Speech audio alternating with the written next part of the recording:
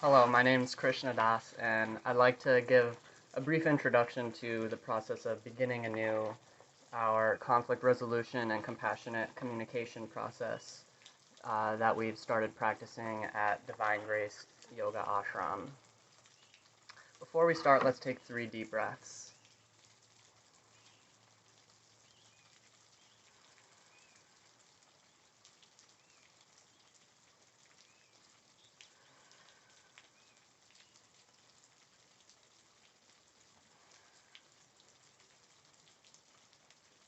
I'd like to start by saying that this is a tradition that comes from the Thich Nhat Hanh Zen Buddhist lineage, and that they practice in their spiritual centers around the world.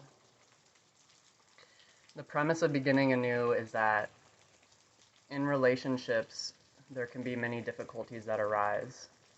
And when difficulties arise, or someone says something to us that we don't like, or that triggers an emotion, there's an internal experience that is called tying a knot. And you may feel this as a knot inside your chest, or in your stomach. And if those knots are allowed to sit there and fester over time, they can eventually lead to disease. And so the whole process of beginning anew is all about letting go of those internal knots, or at least bringing mindful awareness to them, and also helping to increase understanding between each person in a relationship. Most suffering comes from misunderstanding other people's intentions, misunderstanding ourselves, misunderstanding the nature of reality, in that we're all interdependent and connected. I'd like to take a short reading from this book called Beginning Anew, 4 Steps to Restoring Communication by Sister Chan Kong, which has been a big guide for us implementing this process. The introduction is written by Thich Nhat Hanh. First chapter, Introduction. The practice of mindfulness is the process of love itself. It would be very beneficial for a couple, before they moved in together, to each attend something I would like to create one day called the Institute for the Happiness of One Person. We would have a 1-year program and only 1 course entitled Looking Deeply. For a year, students would practice looking deeply inside themselves and discover all the flowers and compost that exist within them, of their own making and from their ancestors and society. Then, when they have graduated, they would get a certificate saying they're ready to move in with their loved one. If people don't take enough time to come to know themselves well and untie their internal knots, when they enter into a relationship with another person, their union will be difficult. When we enter a relationship, we feel excitement, enthusiasm, and a willingness to explore. But often we don't really understand ourselves and the other person very well yet. Living with someone 24 hours a day, we look, listen, and experience many things we couldn't have seen or imagined before. When we fall in love, we construct a beautiful image that we project onto our partner, and we may be a little shocked as our illusions disappear, and we discover the reality of living with someone. Unless we know how to practice mindfulness together, looking deeply into ourselves and into our partner, we may find it difficult to sustain our love.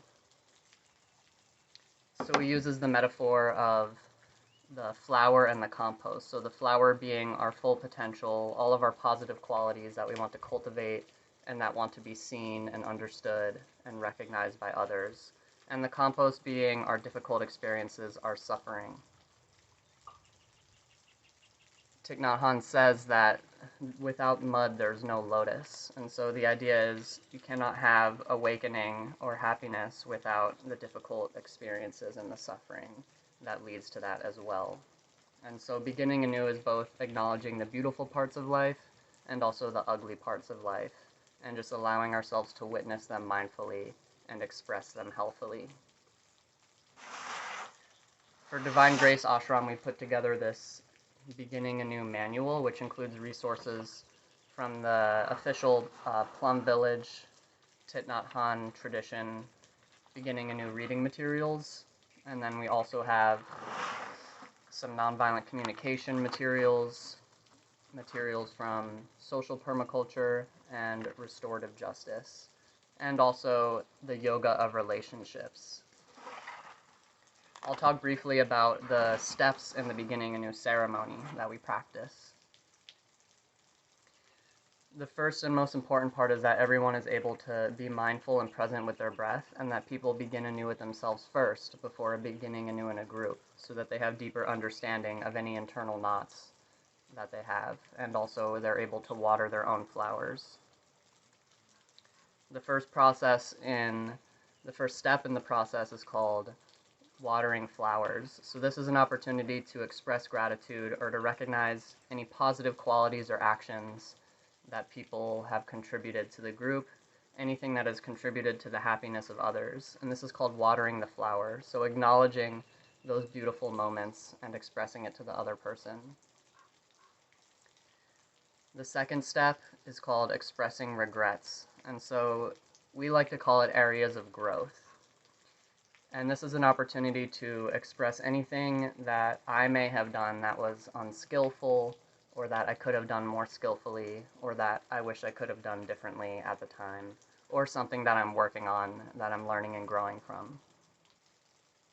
The third step is called sharing suffering. So this is any stressors in my life, any emotional experiences that I'm going through that I would just like to express and for the group to know. And oftentimes just speaking about these things and bringing awareness to it is the first step to letting go and feeling better about it.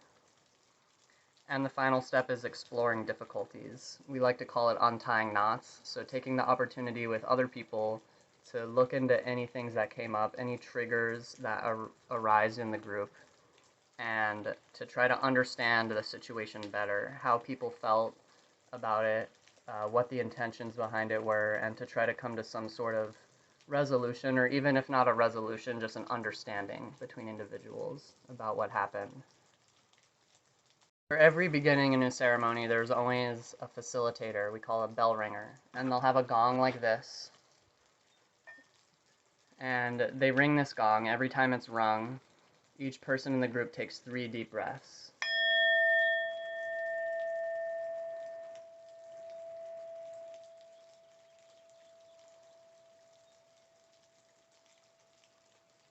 This is done at the beginning of each step, it can be done at the end of each step, and the bell is also rung if anybody is speaking out of turn. So only one person speaks at a time. We'll usually have a flower or a talking stick or something you can pass around, and only the person who has the stick is allowed to speak at that time, and then everyone else is practicing their active listening. So not trying to think of what they're going to say next, but deeply listening to what the person is saying. We also take 3 deep breaths before we speak to try to gather ourselves. Everyone gets grounded together. And we've also implemented here some nonviolent communication workshops and trainings, and we try to practice that in Beginning Anew. So nonviolent communication is about taking accountability for my own emotions. So instead of saying, you made me feel angry, you would say, I felt angry when you did X, Y, or Z. And then you can explain why, because I value, and then you can explain a need. So I felt angry when you left dishes in the sink because I value cleanliness in the kitchen, rather than name calling and saying, you're so messy for leaving those dishes in the sink and it makes me so angry. Those are 2 different, very different statements, going from blaming and then transforming that into just expressing emotion. And then you can take steps to try to express to the person how you would like there to be some sort of change. So we'll go ahead and demonstrate just the first portion of the ceremony, the flower watering, and then we'll have some testimonials from participants in the process to talk about how it's affected them.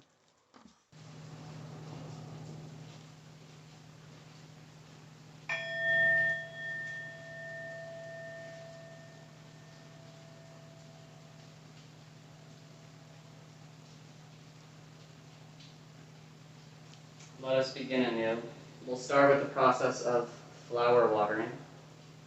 So whoever wants to speak puts their hands in prayer position. Everyone in the group acknowledges that that person would like to speak. They then pick up the flowers. You can either hold on to the flower yourself or place it in front of the person that you are speaking to. flower watering is an opportunity to express any positive qualities of other people or anything they did that you felt was beneficial or that helped you feel uplifted and inspired. Let us begin.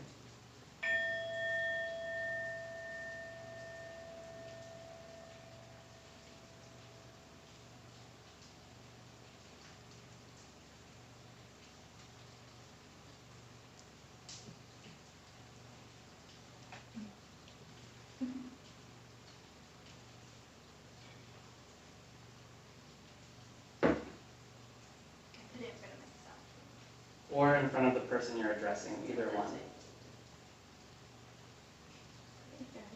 Thank you. Thich Nhat Hanh. I just appreciate how friendly you've been lately and full of life and kind to me, and it makes me feel really safe and at home here. And yeah, those vibrations ripple out, so I'm just grateful to be your friend.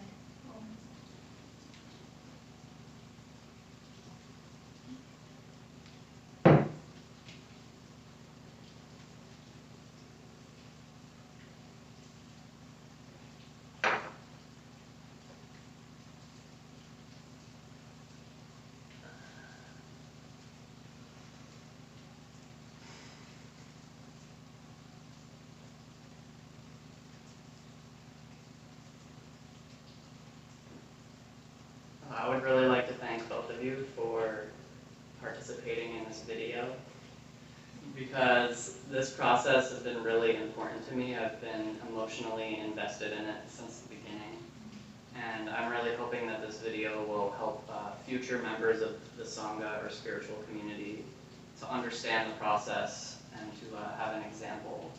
And I just really appreciate you guys taking the time and the willingness to do this for the benefit of others. And that's all.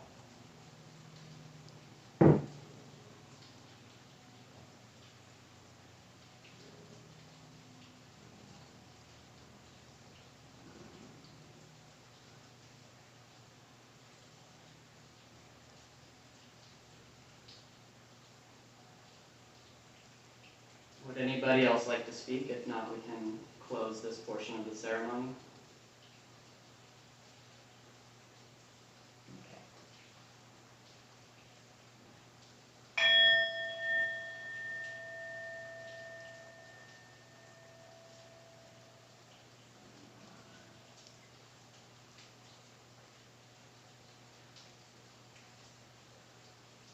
So that was a preview of what the first step, flower watering, looks like. I'd just like to close out the video by giving a question of how do you feel that the Beginning Anew process has impacted you as a participant and or as a facilitator of the process, and how have you seen it impact the community as a whole? I'll start just by sharing, after living in community for years, I feel like once we started practicing this process, it was really helpful. Just creating a safe space for everyone to have the opportunity to share what they're going through, when maybe they otherwise wouldn't share, and that really just helped us all kind of hold space and build compassion for each other, to recognize that we all are going to go through challenges and different periods, and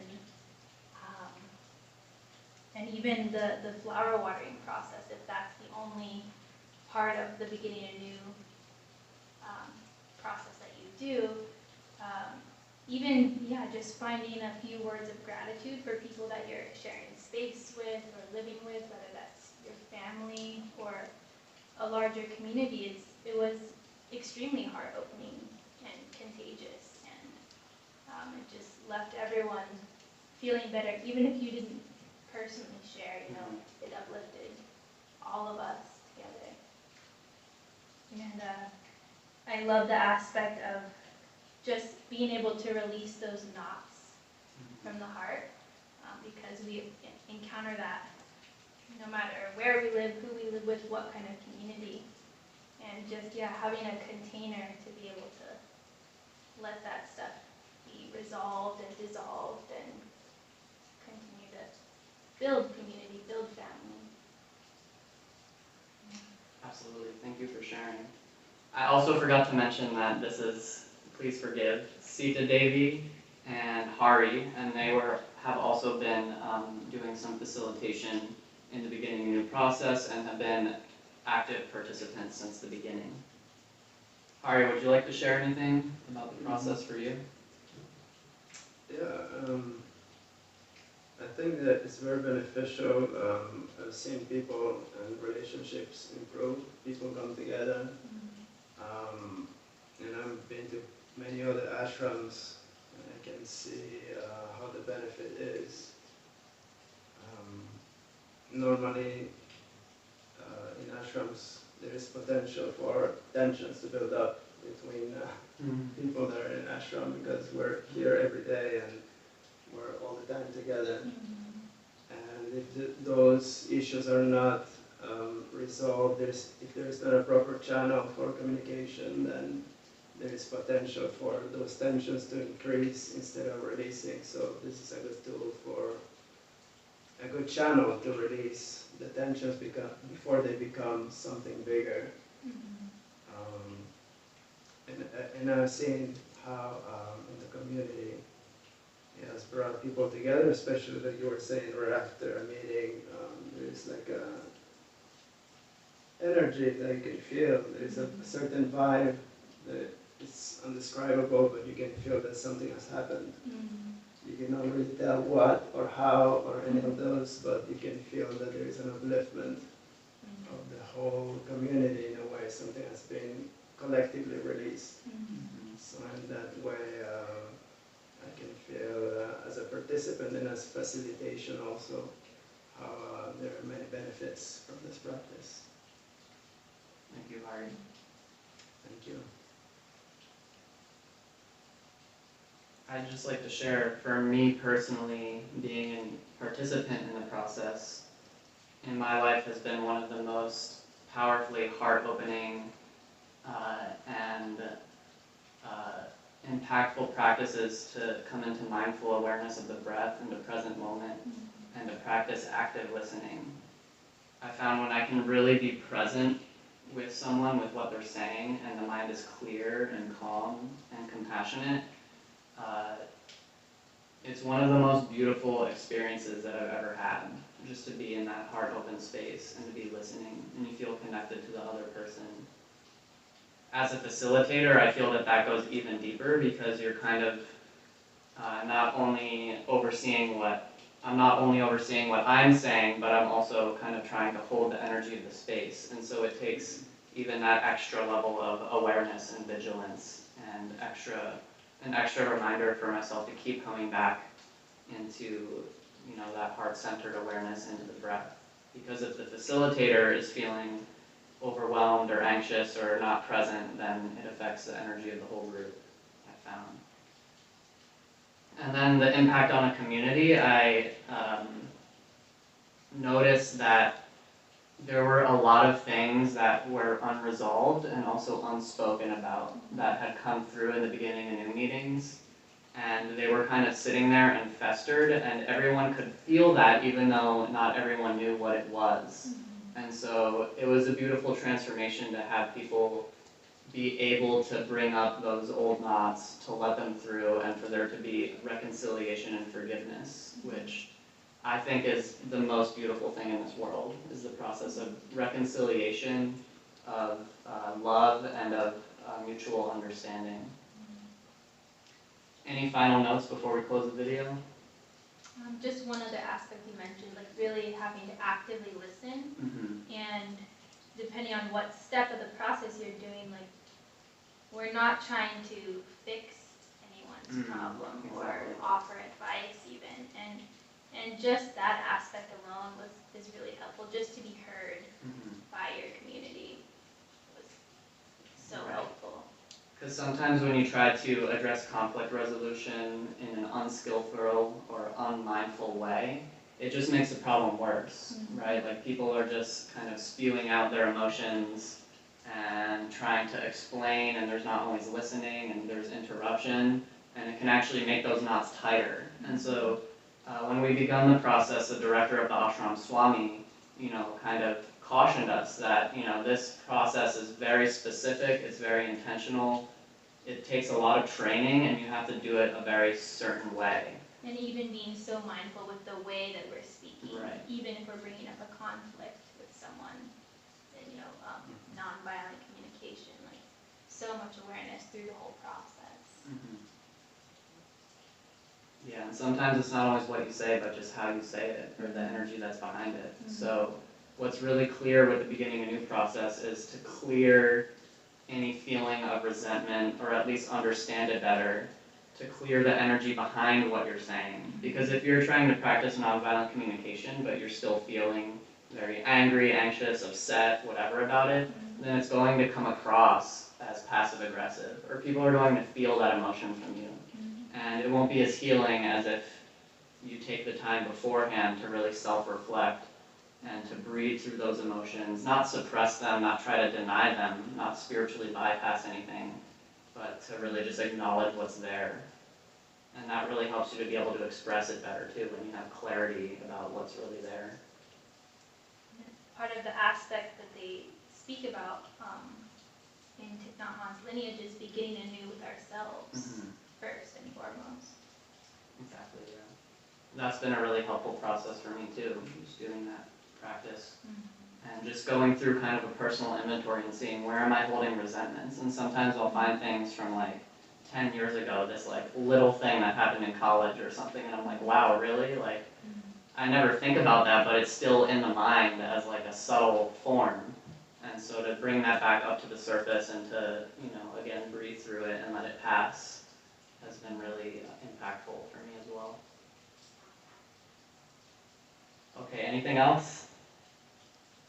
All right, again, thank you so much, you guys, and thank you for watching the video. You can finish with the Triambaka mantra, prayer for peace, safety, and liberation of all beings.